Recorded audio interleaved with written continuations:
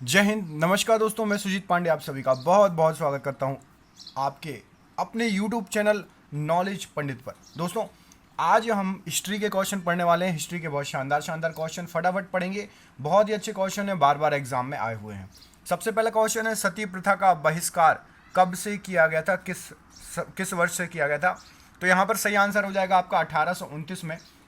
तो आप सभी को पता है कि ब्रह्म समाज के संस्थापक थे राजा राम मोहन राय जी, है ना, उनका नाम सुना होगा।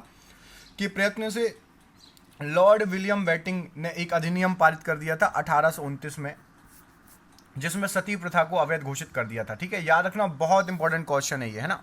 अगला क्वेश्चन देखो, क्वेश्चन नंबर 2, निम्नलिखित में से किस ब्रिटिश वायसराय गवर्नर जनरल का सती प्रथा तथा उन्मूलन में प्रमुख योगदान रहा है? तो मैंने अभी आपको बताया कि option number B, Lord William Bentinck ने 1829 में जो अधिनियम पारित किया था उसके कारण से सती प्रथा बंद हो पाया। लॉर्ड विलियम बेटिंग, याद रखना। ठीक है, अगला क्वेश्चन देखो, क्वेश्चन नंबर नेक्स्ट। इसमें पूछा गया है, राजा राम मोहन राय ने अपने असाधारण काम के लिए भारतीय इतिहास में अपनी पहचान बनाई।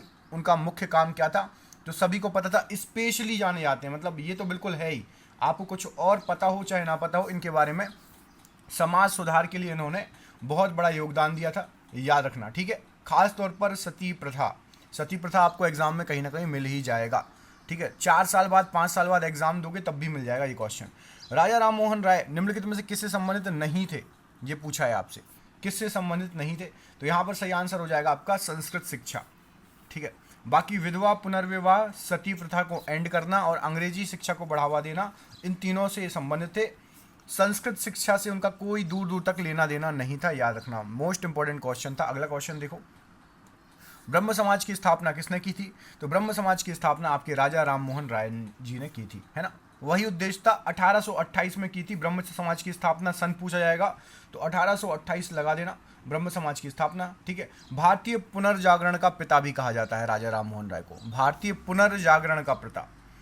महाराष्ट्र के निम्नलिखित समाज सुधारकों में से कौन प्रार्थना समाज के संस्थापक थे? तो महाराष्ट्र के M.G. रानाडे, इन्होंने प्रार्थना समाज की स्थापना की। ये महाराष्ट्र के थे, याद रखिएगा, M.G. रानाडे। इनका पूरा नाम महादेव गोविंद रानाडे।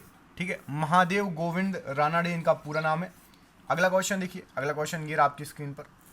सन बता दूं, चलो सन बता देता हूं। तो प्रार्थना समाज का है 1867 ईस्वी में स्थापना हुई थी मुंबई में। ठीक है, 1867 याद कर लेना, एग्जाम में पूछा जाएगा आपसे। अगला क्वेश्चन देखो, आर्य समाज के संस्थापक के रूप में परिचित कौन थे? तो आर्य समाज के संस्थापक के रूप में परिचित कौन थे? क्या हो जाएगा सही आंसर? सही आंसर है आपका दयानंद सरस्वती जी, आप सभी को पता है।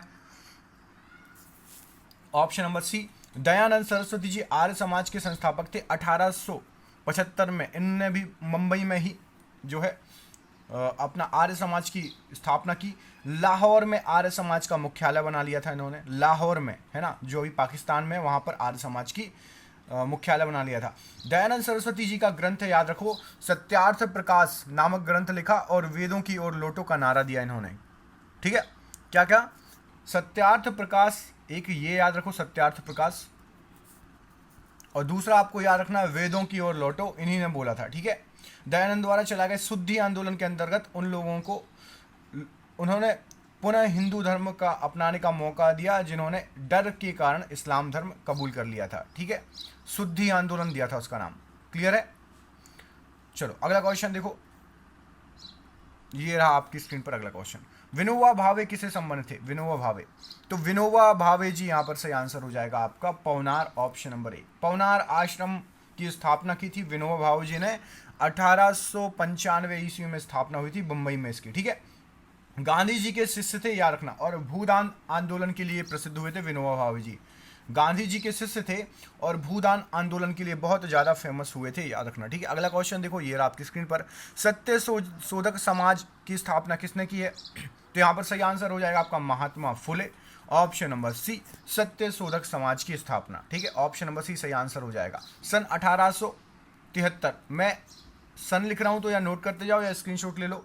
ठीक है, 24 सितंबर 1873 में इन्होंने की थी, और गुलामगिरी नामक पुस्तक भी लिखी थी। ठीक है, महात्मा फुले द्वारा लिखित पुस्तक यदि पूछी जाए तो गुलामगिरी याद रखना। ठीक है, गुलामगिरी एक पुस्तक लिखी थी महात्मा फुले जी ने। ये एग्जाम में पूछी गई है।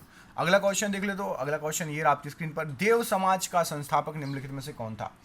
तो देव समाज का संस्थापक कौन हो जाएगा यहाँ पर? देव समाज का संस्थापक Shiv Narayan Agnihotri. Option number D. 1887 ईस्वी में शिव नारायण अग्निहोत्री ने लाहौर में देव समाज की स्थापना की। इन्होंने मदिरा और मांस सेवन की तीव्र निंदा की। देव समाज संस्थापना वाले श्री शिव नारायण अग्निहोत्री। अगला क्वेश्चन देखो। अगला क्वेश्चन ये रहा आपकी स्क्रीन पर, बनारस हिंदू विश्वविद्यालय की स्थापना किसने की? बहुत आईएमपी क्वेश्चन है, मोस्ट आईएमपी क्वेश्चन है। बनारस हिंदू विश्वविद्यालय की स्थापना किसने की? इनमें से यहाँ पर सही आंसर क्या हो जाएगा? कई बार पूछा गया क्वेश्चन है, आप लोगों को पता होगा। Option number B, Pandit Madan Mohan Malviya, MMM।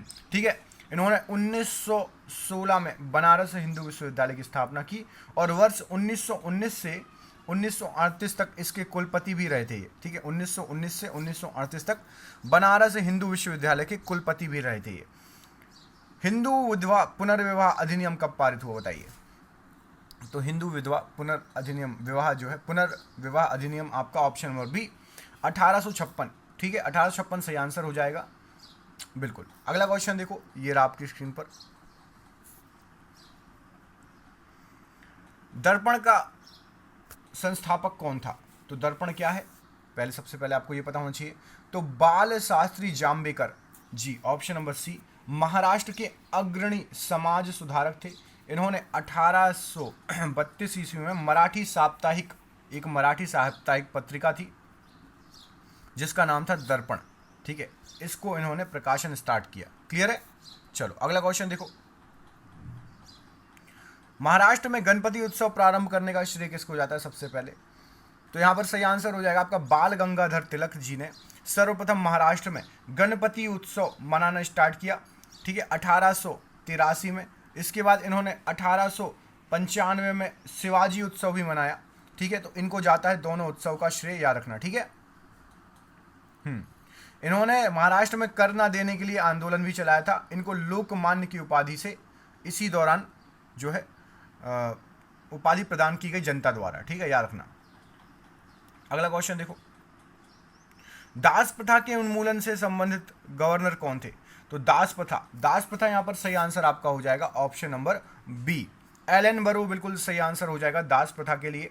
ठीक है, 1833 ईस्वी में अंग्रेजी साम्राज्य में दासता समाप्त कर दी गई थी। चार्टर अधिनियम में एक धारा और जोड़ दी गई थी जिससे दास प्रथा को शीघ्र समाप्त करने को कहा गया था, याद रखिएगा। ठीक है, लॉर्ड एलन बरो, दास प्रथा, याद रखिएगा। कौन से लॉर्ड किससे संबंधित है, याद रखना है। ठीक है, स्वामी विवेकानंद किस स्थान पर हुए धार्मिक सम्मेलन में प्रसिद्ध हुए? तो स्वामी विवेकानंद जी कहाँ पर गए थे? शिकागो में हुए धार्मिक सम्मेलन में। इनका नाम क्या था? नरेंद्र नाथ टैगोर इनका नाम था। 1893 में आयोजित हुई थी प्रथम विश्व धर्म सम्मेलन में भाग लिया था। अमेरिका जाने के पूर्व ही खेतड़ी के राजा ने सुझाव दिया कि आप अपना नाम नरेंद्र नाथ से विवेकानंद रख लो। ठीक है, खेतड़ी के राजा ने सुझाव दिया था नरेंद्र नाथ को कि अपना नाम विवेकानंद रख लो। ठीक है, और स्वामी जी ने भाषण में, स्वामी जी का भाषण पूरे विश्व में फेमस हो गया। उन्होंने क्या कह के संबोधित किया था? कमेंट करके बताओ।